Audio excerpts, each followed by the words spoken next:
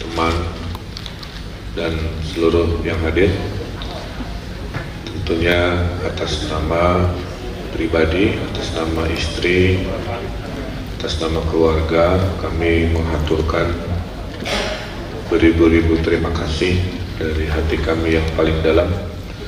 Jazakallah khairan hasiran.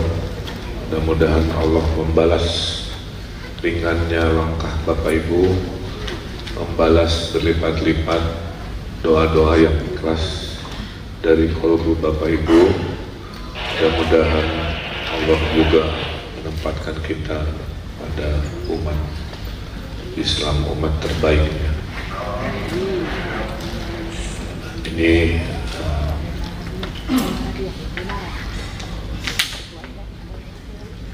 pengantar pertama saya selama kejadian, jadi mohon maaf kalau mungkin agak terbata-bata.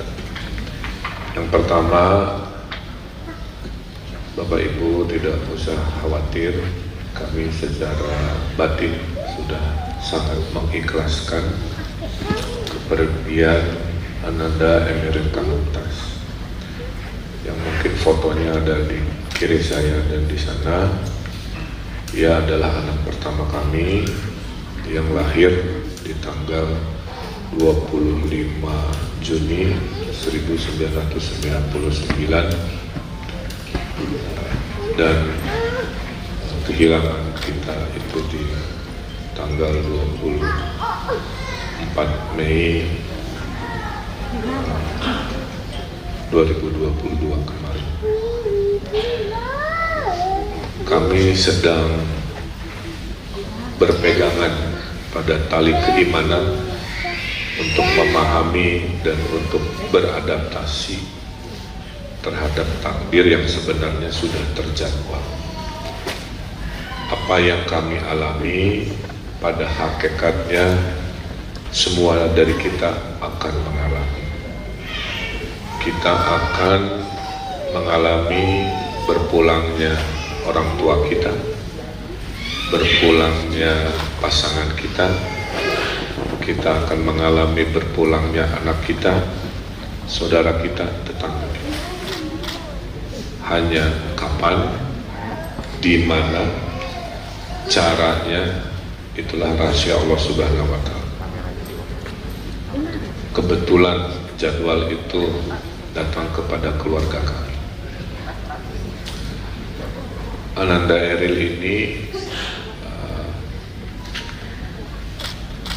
memang sedang safar, berniat untuk melanjutkan mencari ilmunya, karena harusnya beberapa bulan lagi memang akan wisuda, dan seperti ayahnya ingin mencari ilmu sejauh-jauhnya, seluas-luasnya. Itu nawaitu, kira-kira.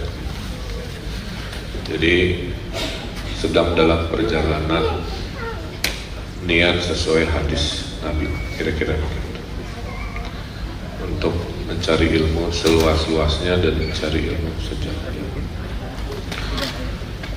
Kami juga memaknai kehidupan ini adalah perjalanan, bukan tujuan. Dunia ini hanya sementara, dunia ini hanya transit, dunia ini hanya tempat kita lalui, di mana tujuan akhirnya tentulah adalah akhirat yang kekal, abadi, tempat kita hidup selamanya suatu hari nanti. Tentulah dalam perjalanan, semua kisah-kisah perjalanan, kita biasanya melakukan dua hal: meminta petunjuk jalan dalam perjalanan supaya tidak tersesat. Kalau di dunia pakai Google Map, kalau perjalanan hidup dengan keimanan, kira-kira. Yang kedua, kalau perjalanan tentu butuh bekal. Kalau dalam keduniaan bekalnya adalah makanan, kalau dalam syariat perjalanan hidup bekalnya adalah amal ibadah kita, kebaikan-kebaikan kita, itu yang menjadi bekal perjalanan. Dan memaknai umur, Bapak Ibu, dalam pandangan saya ada dua cara. Satu, menilai umur seperti yang biasa kita lakukan, yaitu dengan umur biologis, berhitung dengan bulan, berhitung dengan tahun. Ada yang menyebut panjang umur karena usia biologisnya bertahun-tahun. Tapi memaknai umur juga dengan seberapa panjang, seberapa luas, seberapa besar kebaikan-kebaikan kita di dunia, itu juga disebut panjang umur. Jadi bisa saja usianya hanya 23 tahun, tapi bagi saya di mata ayahnya ia sangat panjang umur, karena saya menjadi saksi di usia belianya memimpin organisasi kemanusiaan, selalu menebarkan kebahagiaan, tidak pernah sedih selama hidupnya, menjadi cahaya dan selalu melindungi setiap orang yang melaluinya. Jadi pada saat peristiwa pun dia melakukan perlindungan kepada ibunya dengan melarang ibunya ikut untuk mengetes dulu dan lain sebagainya.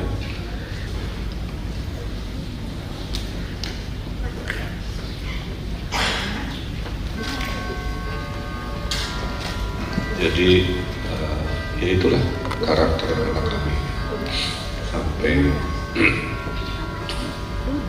detik-detiknya pun jiwa menolongnya menyertai akhlak. Itulah kami juga awalnya kaget melihat begitu banyak doa harapan dimunajatkan baik oleh orang yang dia kenal, justru mayoritas oleh orang-orang yang tidak kenal.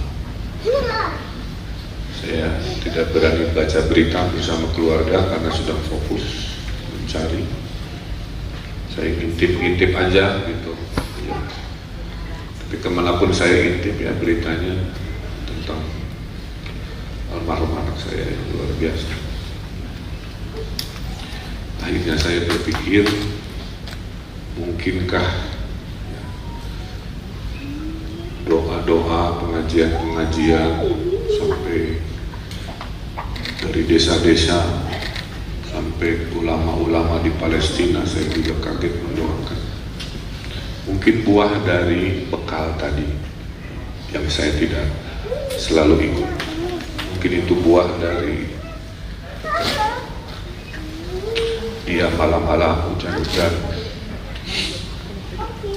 bawa bantuan ke duafa-duafa. Mungkin itu buah dari kemuliaan akhlaknya. Mungkin jutaan doa ini juga adalah berkah dari orang-orang yang pernah merasa diselamatkan, dilindunginya dalam keseharian.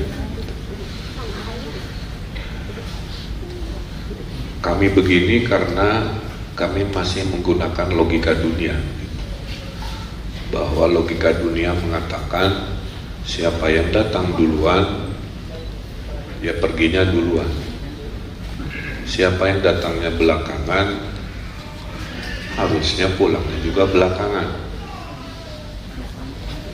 Tapi rahasia kehidupan tidak matematik.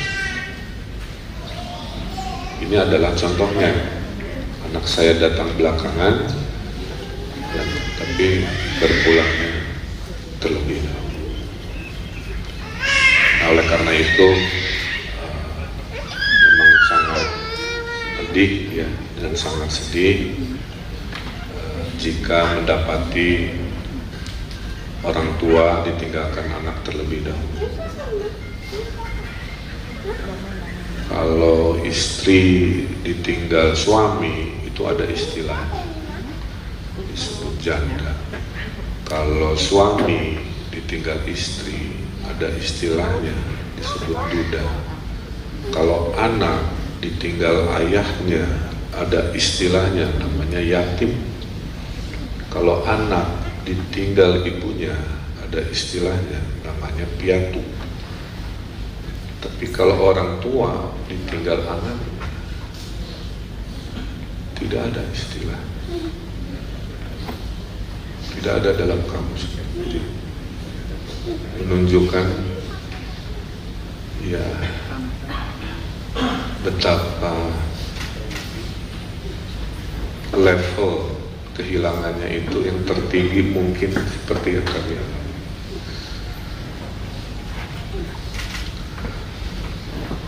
Itu hikmah yang sedang kami hadapi. Istri saya mengatakan anak saya berpulang saat sedang berbahagia. Mungkin itu hadiah dari Allah Subhanahu wa Ta'ala. Dia pulang tidak dalam detik-detik bersedih, menit bersedih. Dia pulang dengan dia berada dalam posisi sedang mencari ilmu, dalam posisi sedang berbahagia, ya. Sehingga tentulah kita berharap yang terbaik.